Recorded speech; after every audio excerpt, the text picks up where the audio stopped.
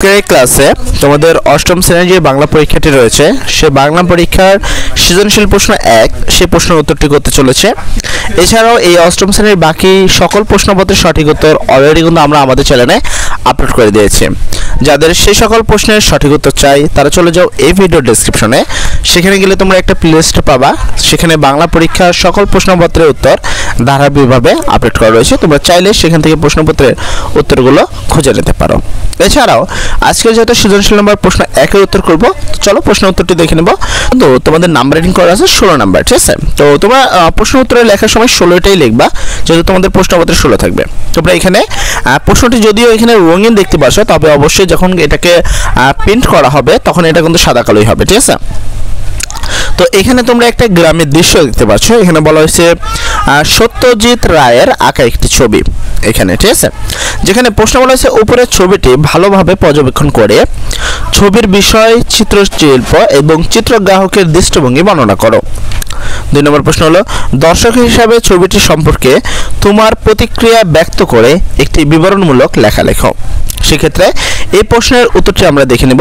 চলো এই প্রশ্নের উত্তরটি দেখে নেওয়া যাক। নাম্বার প্রশ্নের উত্তরে আমরা লিখতে পারি উপরের ছবিটি ভালোভাবে পর্যবেক্ষণ করে ছবির বিষয় এবং চিত্রশিল্পী বা চিত্রগ্রাহকের দৃষ্টিভঙ্গি নিচে বর্ণনা করা হলো।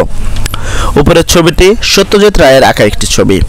ছবিটির দিকে তাকালে সহজেই বোঝা যায় যে এটি গ্রাম্য আবহাওয়া একটি নিয়ে আঁকা, যেমনটা আমি বললাম একটি গ্রাম্য দৃশ্য এবং সত্য লেখাই ছিল।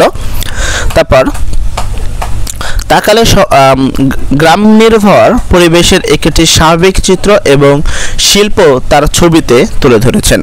ছবিটি দেখলেই উপলব্ধি করা যায় যে এই শিল্পী গ্রামকে খুব কাছে থেকে দেখেছেন, ফলে গ্রাম জীবনের ছোট নদী, কুড়েঘর, গরুর গাড়ি, গরুর ঘাস খাওয়া, তারপর শিশুর ঘড়ি উঠানো, নদীতে নৌকা, খেয়াঘাটি, পালতোলা নৌকা প্রভৃতি বাস্তব চালচিত্র তিনি চমৎকারভাবে ফুটিয়ে উঠেছেন। এখানে যতগুলো নাম লেখা দেখছো তোমরা, এটা পুরোটাই ছবিতে যা যা আছে তার একটি ছোট্ট বিবরণ উল্লেখ করা রয়েছে।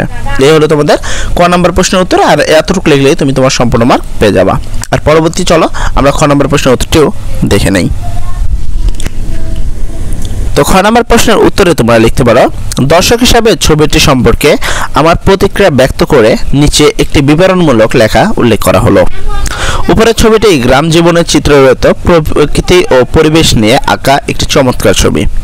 এই ছবিটিতে গ্রামের সৌন্দর্য ও রূপ বৈচিত্র্য সুন্দরভাবে প্রতিফলিত হয়েছে। এই ছবিটিতে একটি ছোট্ট নদী দেখা যাচ্ছে যা গ্রামের পাশ দিয়ে বয়ে যাচ্ছে।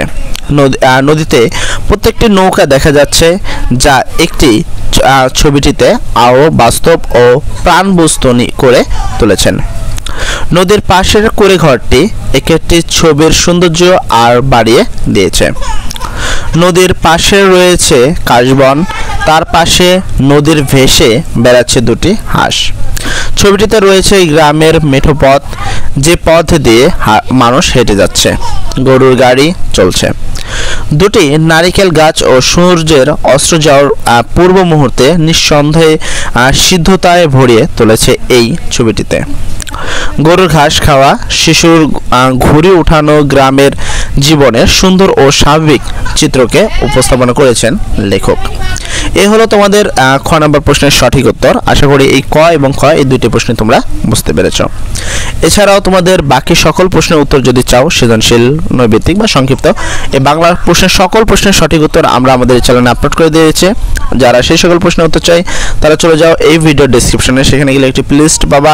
সেখানে এই লিঙ্কের মাধ্যমে, সেই প্লেলিস্টের লিঙ্কের মাধ্যমে সকল প্রশ্নের উত্তর ধারাবাহিকভাবে আপলোড করা আছে, তোমরা চাইলে সেখান থেকে দেখে নিতে পারো। সর্বোপরি কথা, সবাই ভালো থাকো, সবার জন্য দোয়া করি। আসসালামু আলাইকুম।